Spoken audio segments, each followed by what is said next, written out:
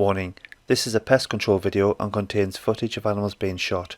If this is likely to offend, then please don't watch. Please see the description below for more information on this video. There's also some links you may find useful.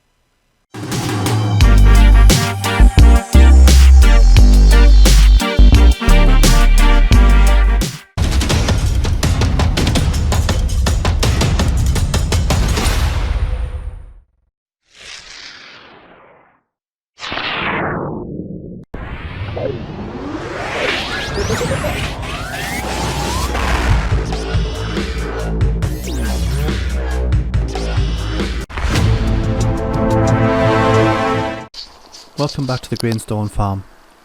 I was at another permission just prior to this, so I was only going to come up here for an hour on this evening.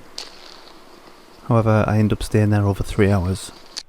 I don't think I left until after midnight this day. There's a lot of activity, and a lot of it is on the outskirts of the farm on this video, in the undergrowth and around the fields. They're coming in from the fields where they're nesting, into the grain store, helping themselves. So I'm feeding them pellets like that. It's the last pellet he's going to take. That knocked him down very quick, split his head nicely. See, he kicks his way into the undergrowth there. I'm happy that's a nice clean headshot. He's not going anywhere in a hurry. Just further along from where he is, you can see more rats climbing around underneath. Now, they're coming out of the nest and having a sniff around. I don't know whether they can smell me or not, but they're coming out anyway. So I'll send another pellet in. Thread that one through the undergrowth nicely. Knocks that one straight down. You can't really see much, I appreciate that, because it's a lot of it, as I say, it's in the grasslands at the back. Just want to show some shots I got. And that's the two that I pulled out. 2 juveniles. Not looking that healthy now. Just scanning around at the back now, I can see a gap in a wall here, and it looks like there's some movement there, but I can't quite get in there. So I'll go for a walk, and I spot this young rat on the hillside, and that pellet makes a real mess of him. He hasn't got much left to say. This next bit of footage I found quite interesting actually, because it showed just the extent that they've buried themselves into the hillside. So he disappears behind the rock, but you can follow him all the way down. That's some size boulder on the side there, but it shows how they've built the network of tunnels and rat runs in that hillside. It makes it difficult sometimes to get a shot on them and to see them, but you can spot them on thermal.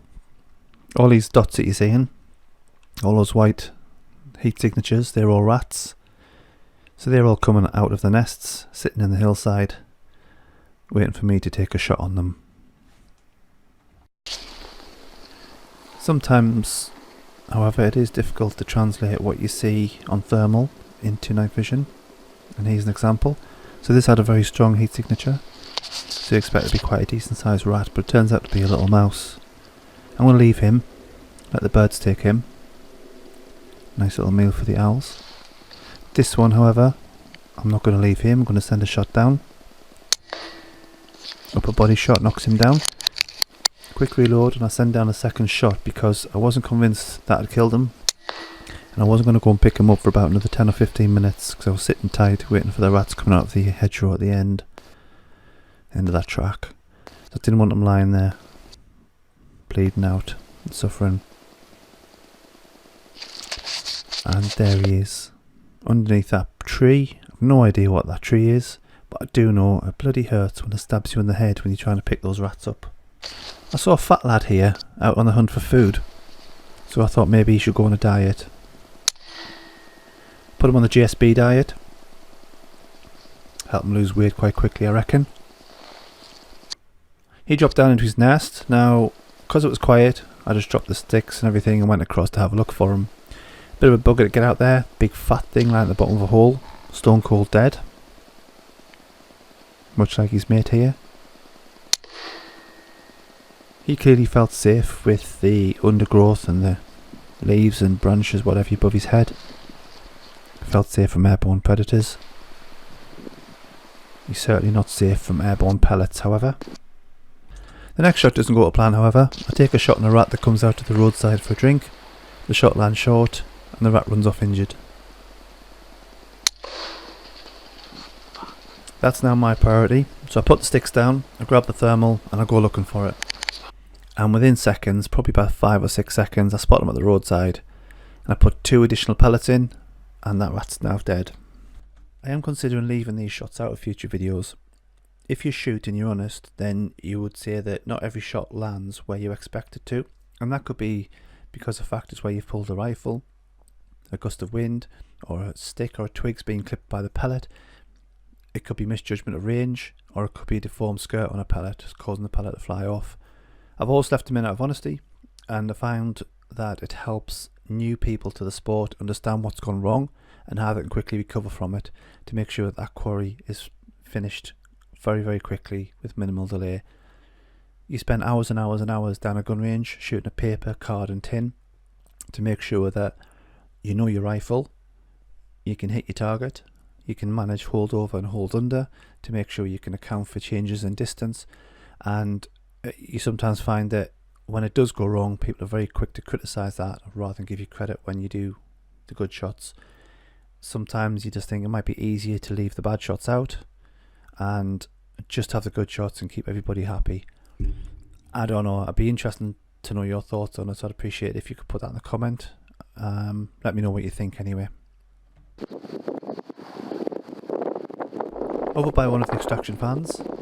Now this is very thin aluminium casing on that fan, and that pipe's heavy duty plastic, but I still don't want to take a chance on that in case I put a hole in it because it's all air sealed.